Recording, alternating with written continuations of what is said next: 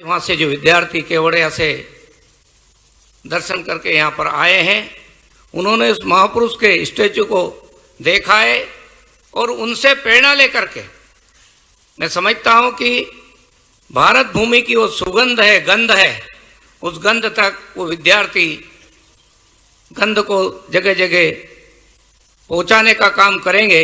यही भाव वहाँ के हमारे भ्रमण करके विद्यार्थी आए उनके मन में होगा। मैं आज के इस कार्यक्रम में ऐसे उन विद्यार्थियों को बधाई देता हूँ, शुभकामना देता हूँ कि वो सौभाग्यशाली है कि केवड़िया से उस स्टैचू के दर्शन करके आए हैं। मैं समझता हूँ कि सरदार वल्लभ भाई पटेल ने जिस प्रकार से देश की 563 रियासतों को एक करने का काम किया था, हम जानते हैं कि 3 रियासतों में बड़ा विवाद पड़ा था, जूनागढ़, हैदराबाद। तो कितने उन्होंने तरीके से मिलिट्री भेज करके ऑपरेशन पोलो नाम दे करके और हैदराबाद के निजाम को हस्ताक्षर करने के लिए बाध्य किया था। इसी प्रकार से चतुराई के साथ में जूनागढ़ के निजाम को भी उन्होंने बाध्य किया था हस्ताक्षर करने के लिए, एकीकरण के लिए। लेकिन एक और रियासत जम्मू कश्मीर, उस रियासत भी यदि पूर्ण रूप से सरदार वल्लभ भाई पटेल के हाथों में शायद उसका निर्णय करने का अधिकार होता तो भारत का नक्शा अलग दिशा को प्रदर्शित करता। भारत का साहस एक और अखंड भारत के निर्माण के संकल्पों को अच्छा प्रदर्शित करता। देश की जनता उस समय चाहती थी कि भारत का नेतृत्व सरदार वल्लभ भाई पटेल जैसे नेता करे। शायद यदि ऐसा होता तो भारत शक्तिशाली भारत आजादी के बाद ही बना होता, दुनिया के सामने मान सम्मान प्राप्त करने वाला भारत तभी निर्मित हुआ होता। लेकिन फिर भी सरदार वल्लभ भाई पटेल के साहस को और उनके पुरुषार्थ को आज हम सब लोग नमन करते हैं, प्रणाम करते हैं। और उनके जो विचार थे देश की धरती के लिए, अखंड भारत के निर्माण के योगदान के लिए, उन विचारों को भी जन जन तक पहुंचाने का काम मध्य प्रदेश की सरकार, हमारे प्रदेश के यशस्वी मुख्यमंत्री आदरणीय शिवराज सिंह जी चौहान के नेतृत्व में कर रहे हैं। और देश में तो भारत के प्रधानमंत्री नरेंद्र मोदी जी के नेतृत्व में हर निर्णय ऐसे हो रहे हैं जैसे सरदार वल्लभ भाई पटेल ही फिर से भारत का नेतृत्व करने के लिए खड़े हुए हैं। और इसलिए मैं अपनी ओर से, स्कूल शिक्षा विभाग की ओर से सरदार वल्लभ भाई पटेल को श्रद्धा सुमन अर्पित करता हूं। जय हिंद, जय भारत। बहुत बहुत धन्यवाद माननीय स्कूल शिक्षा मंत्री श्री इंदर सिंह परमार जी उद्बोधन के लिए। और अब मैं निवेदन करना चाहूंगी हमारे प्रदेश के उच्च शिक्षा मंत्री डॉक्टर मोहन यादव जी को उद्बोधन के लिए तालियों के साथ स्वागत करेंगे। हमारे प्रदेश के उच्च शिक्षा मंत्री डॉक्टर मोहन यादव जी का।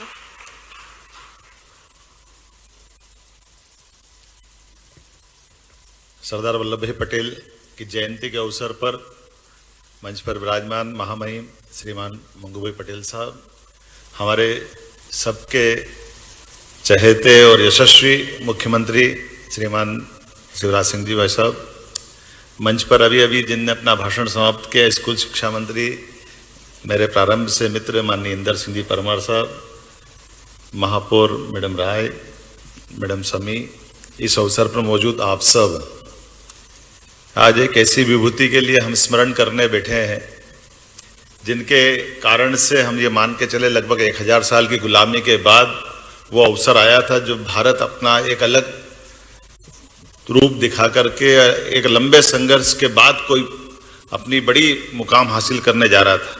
लेकिन कुटिल अंग्रेज सदैव इन सारी घटनाओं में पहले से दूर का देखते हैं और वो हमको उस स्थिति में ले जाके खड़ा कर रहे थे जब उन्होंने कहा कि भाई 562 रियासतें छोड़ तो रहे हैं, लेकिन इन छोड़ने के बाद हम वापस इनको स्वतंत्र कर रहे हैं, या भारत में मिले या पाकिस्तान में। ये उसी प्रकार का षड्यंत्र का हिस्सा है जो सदैव वो शासन की व्यवस्थाओं में जब शासन के सूत्र उनने संभाले तब से उनने चालू किया था। और कोई एक घटनाक्रम नहीं है। हमको मालूम है, अगर सरदार वल्लभ भाई पटेल का जीवन नजदीक से देखें तो वो 17 में माननीय महात्मा गांधी जी के संपर्क में आए, लेकिन उनका अपना जीवन एक तरह से 18 के बाद बदल जाता है।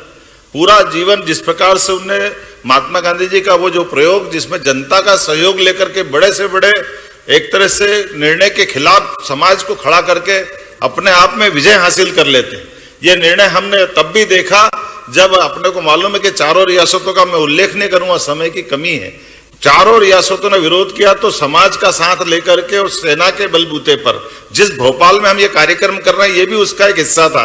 हो सकता है भोपाल भी हमको अपने देश के नक्शे से बाहर दिखाई देता है, लेकिन न केवल उनने भारत में मिलाया बल्कि बाद के कालक्रम में भी हमने सबने देखा कि जिस ढंग से उन्होंने जीवन जिया, पूरे गुजरात के अंदर अमूल का दुग्ध उत्पादन ये उनकी इतनी बड़ी देन है जिसके माध्यम से सहकारी क्षेत्र के माध्यम से आम जीवन की जिंदगी भी बदलते हैं। और वो हम सोमनाथ का मंदिर और हमारे यशस्वी मुख्यमंत्री को श्री महाकाल महाराज से जोड़ते हैं, जो उनने उस समय करके दिखाया था कि सोमनाथ के मंदिर का जीर्णोद्धार होना चाहिए और ये हमारे सांस्कृतिक मान बिंदु है, इनके ऊपर हमको गर्व है। किसी काल के प्रवाह में अगर वो भग्न हो गए, खंडित हो गए, तो जब आज अनुकूलता है तो हम पुनः उनका जीर्णोद्धार करने की आवश्यकता है। मैं आज अपने इस मंच से, चूंकि हम सरदार वल्लभ भाई पटेल के उसी कदमों पे चलते हुए जिस प्रकार से श्री महाकाल का और आने वाले समय में शंकराचार्य जी का इतिहास को जीवंत करने के लिए जिस प्रकार से यशस्वी मुख्यमंत्री आगे बढ़ रहे हैं माननीय महामहिम के नेतृत्व में, मैं अपनी ओर से बधाई देना चाहूंगा। और हमारे लिए ये काल के प्रवाह में एक इतिहास का अमिट पत्थर बनेगा और ऐसे महापुरुष को स्मरण करने के लिए मेरी अपनी ओर से बधाई। बहुत बहुत धन्यवाद। बहुत बहुत धन्यवाद माननीय उच्च शिक्षा मंत्री डॉक्टर मोहन यादव जी आपके प्रेरणा वचनों के लिए। और अब तालियों के साथ स्वागत करते हैं भारत देश का ऐतिहासिक गौरव जिनके दिल में है, प्रदेश का नेतृत्व जिनके हाथों में है, ऐसे यशस्वी मुख्यमंत्री श्री शिवराज सिंह चौहान जी का स्वागत है उद्बोधन के लिए।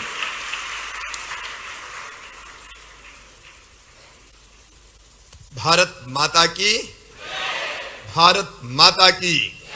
सरदार वल्लभ भाई पटेल अमर रहे, सरदार वल्लभ भाई पटेल अमर रहे। आज के कार्यक्रम के मुख्य अतिथि मध्य प्रदेश के कर्मठ और यशस्वी राज्यपाल माननीय श्रीमान मंगू भाई पटेल जी, हमारे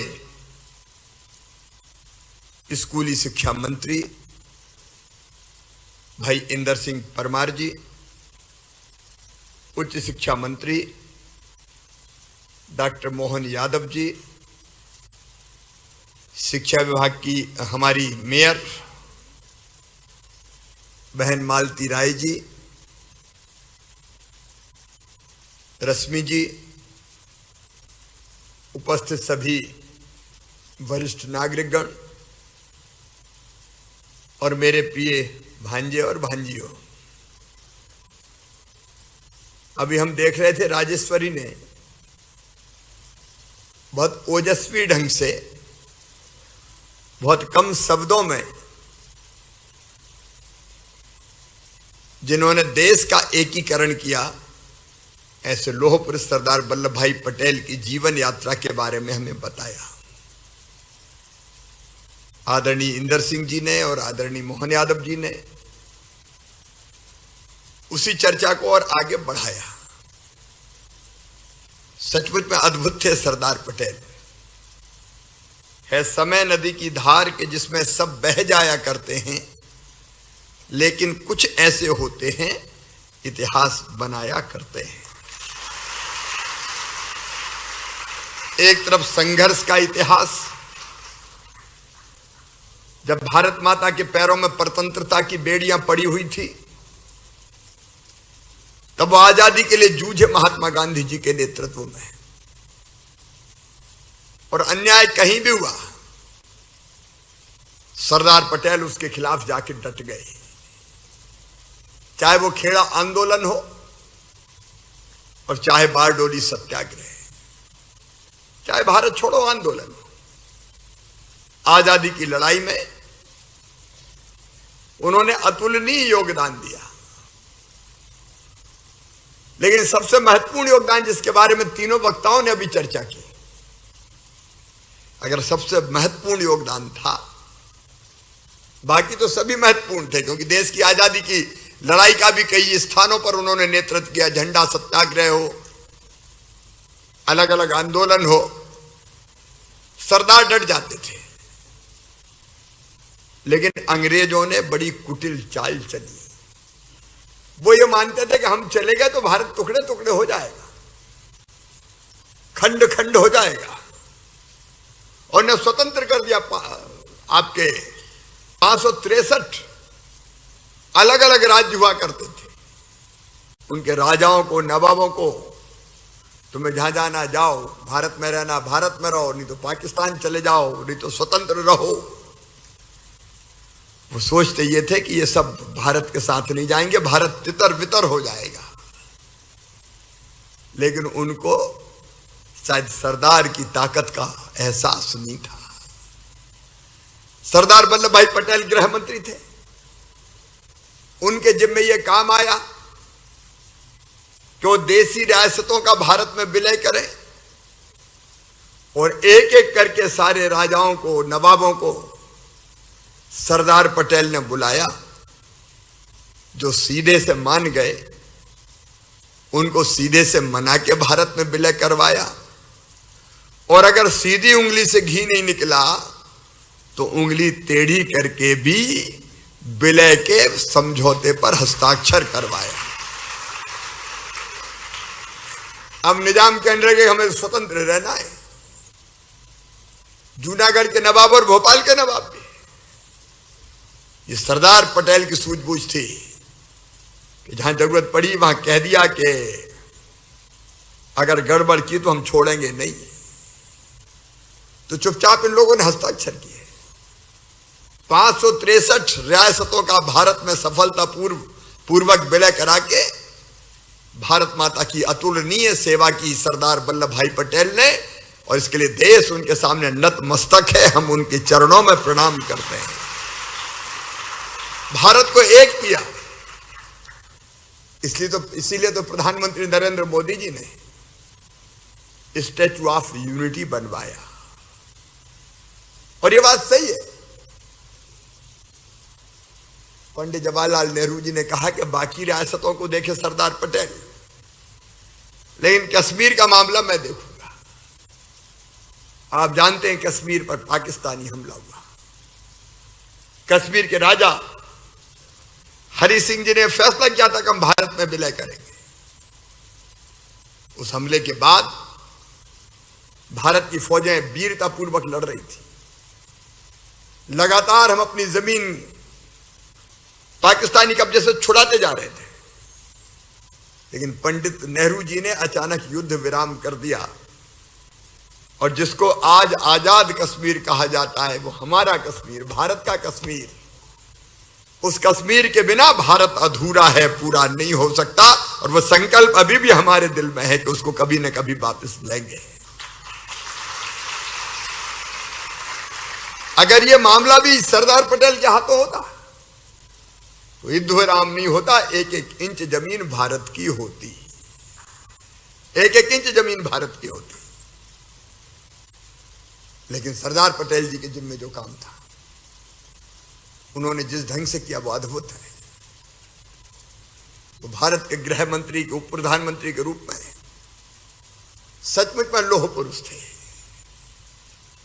अत्याचार अन्याय के सामने कभी झुके नहीं, रुके नहीं, टूट के उसको खत्म करके दम लिया।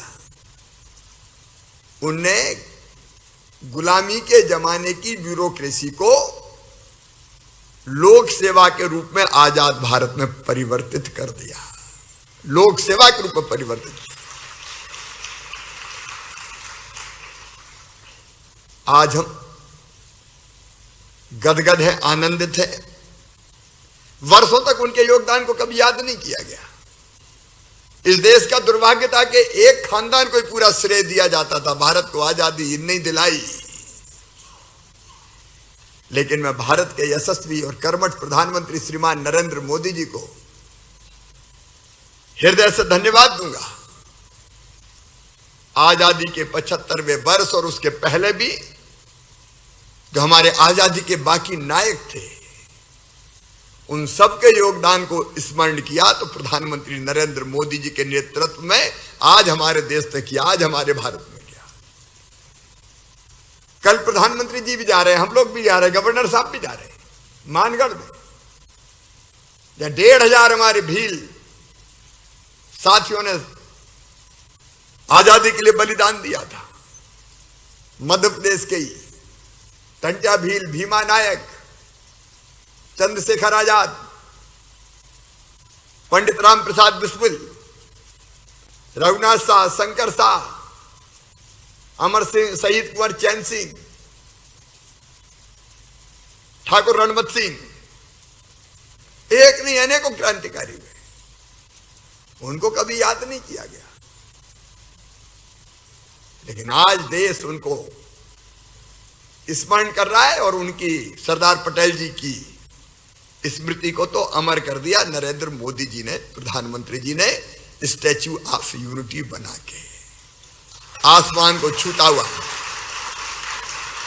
सरदार पटेल जी का वो दुनिया का सबसे ऊंचा स्टैच्यू भारत की यशो गाथा का गान कर रहा है और सारी दुनिया उसे देखने आ रही है। गुजरात में 3 महापुरुष, एक महात्मा गांधी जी ने जन्म लिया,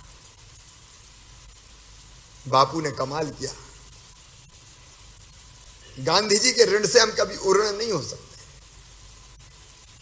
सरदार वल्लभ भाई पटेल जिनने देश को एक किया और आज उन्हीं के आदर्शों को नरेंद्र मोदी जी आगे बढ़ाने के काम में दिन और रात जुटे हुए हैं।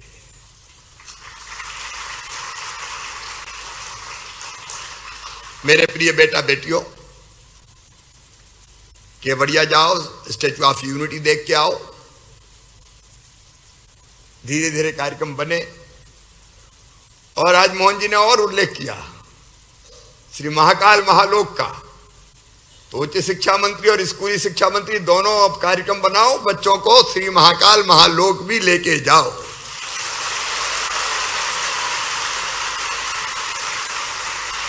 सब जाना चाहेंगे? जोर से बताओ, जाएंगे? हमारी संस्कृति, हमारी परंपराएं, हमारी जीवन मूल्य, हमारे महापुरुष, हमारे संस्कार, हमारा देश, देश की भक्ति, ज्ञान, कर्म सबको जानो। आज तो एक बार मैं फिर मध्य प्रदेश की 8.5 करोड़ जनता की ओर से सरदार पटेल जी के चरणों में प्रणाम करता हूं और हम सब ये संकल्प लेते हैं। ये भारत मां, एक दौर था जब तेरी तरफ आंख उठा के कोई देखता था, लेकिन आज हमारे प्रधानमंत्री जी ने कह दिया कि हम किसी को छेड़ेंगे नहीं, लेकिन किसी ने हमें छेड़ा तो उसे हम छोड़ेंगे नहीं। तब का भारत और था, 2014 के पहले का भारत, लेकिन आज का भारत ऐसा है कि एक तरफ जो बाइडेन कहता है हाथ बढ़ाओ मोदी जी, तो दूसरी तरफ पुतिन कहता है हमारे साथ आओ मोदी जी।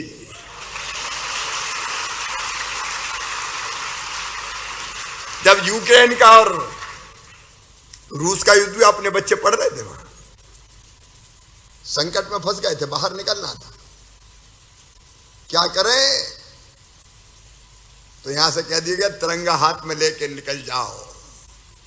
और तिरंगा लेके जब हमारे बच्चे हाथ में निकले तो रूस की फौजें भी पीछे हट गई और यूक्रेन की सेना ने भी रास्ता दे दिया, युद्ध विराम हो गया। ये आज का भारत है, वैभवशाली, गौरवशाली, संपन्न, समृद्ध और शक्तिशाली भारत। आज ऐसे भारत के हम नागरिक गर्वित हैं और ये संकल्प लेते हैं कि भारत माता की एकता और अखंडता पर आंच नहीं आने देंगे। हमारा महान राष्ट्र, हजारों साल पुराना जिसका ज्ञात इतिहास है, वो आगे बढ़ेगा और दुनिया को भी दिशा दिखाएगा। एक बार फिर सरदार वल्लभ भाई पटेल के चरणों में मैं श्रद्धा के सुमन अर्पित करता हूं। बोलो भारत माता की।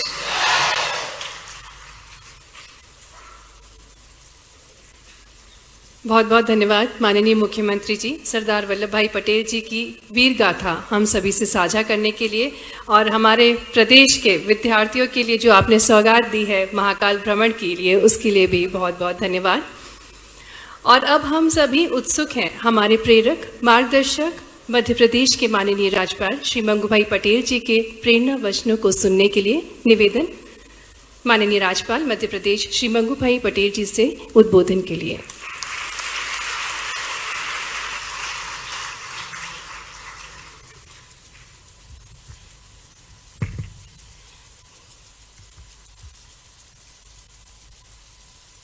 भारत माता की जय बोलना है, मगर ऊपर वाले को भी बोलना है।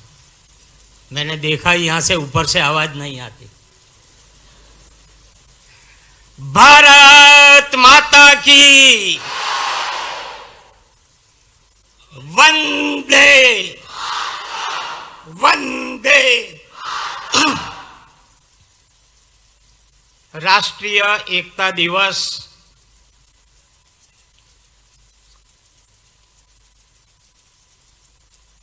मध्य प्रदेश सरकार बहुत अच्छा आयोजन इस कार्यक्रम का किया है, इसलिए मध्य प्रदेश सरकार को, शिवराज सिंह जी की सरकार को बहुत बहुत धन्यवाद।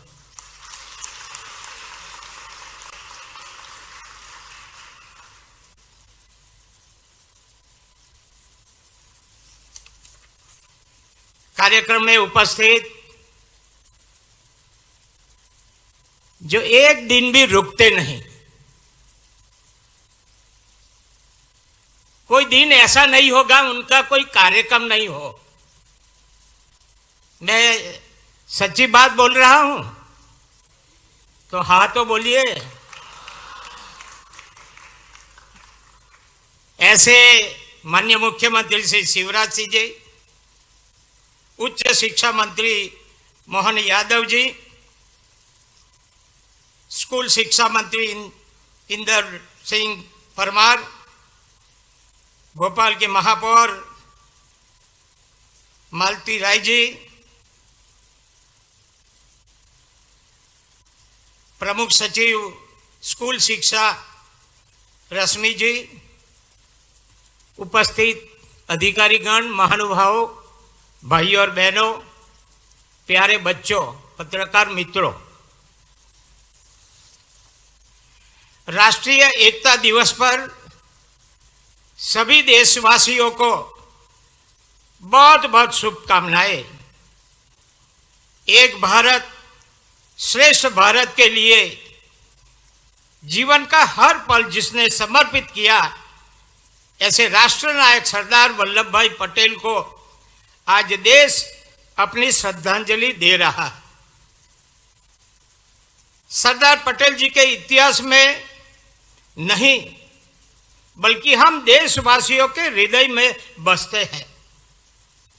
आज देश भर में एकता का संदेश लेकर आगे बढ़ रहे हमारे ऊर्जावान साथी भारत की अखंडता के प्रति अखंड भाव के प्रतीक है।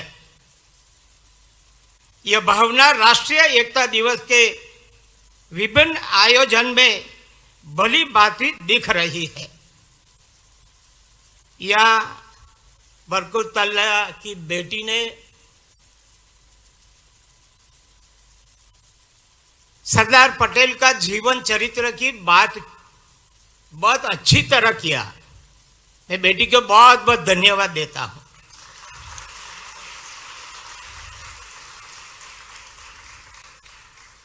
बेटी ने जो हाव भाव से, यहां राजनीतिक लोग बैठे हैं, भाषण कैसे किया जाए वो अभी से वो बच्ची में है।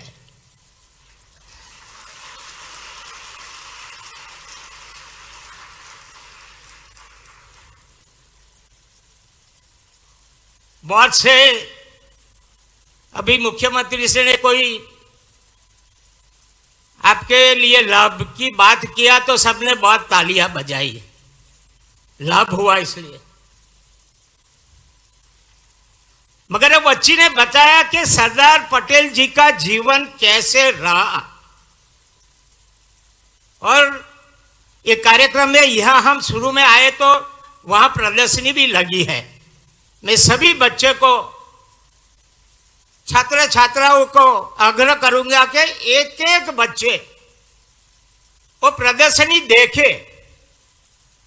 और आज मैं मध्य प्रदेश की सरकार को इसलिए ज्यादा धन्यवाद देता हूं कि यहां जो जो वक्ताओं ने सरदार पटेल के बारे में जीवन शैली, जीवन चरित्र उनका बताया, बहुत कम लोगों ने, आगे वाले पढ़े होंगे मगर पीछे जो बच्चे बैठे हैं वो कोई पाठ्यक्रम में इतना लंबा या तो इतनी सच्ची बात पढ़ी नहीं होगी, मैं ऐसा समझता हूं।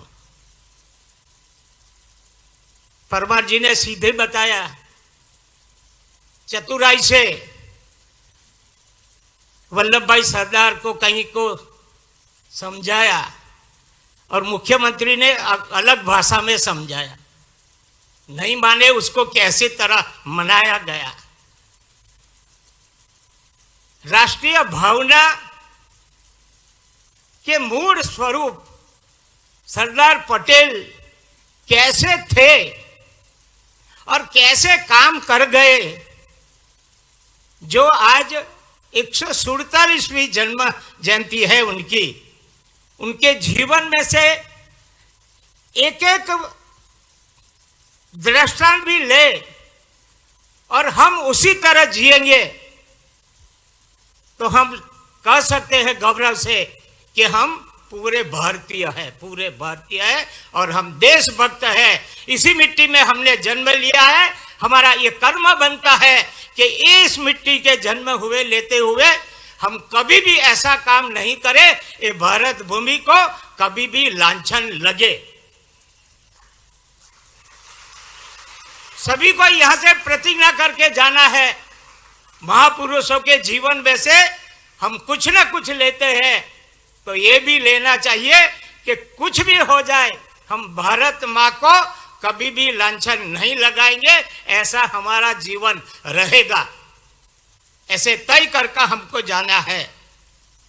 भारत सिर्फ एक भौगोलिक इकाई नहीं है बल्कि आदर्शों, संकल्पनाओं, सभ्यता, संस्कृति के उदार मानकों से परिपूर्ण राष्ट्र है।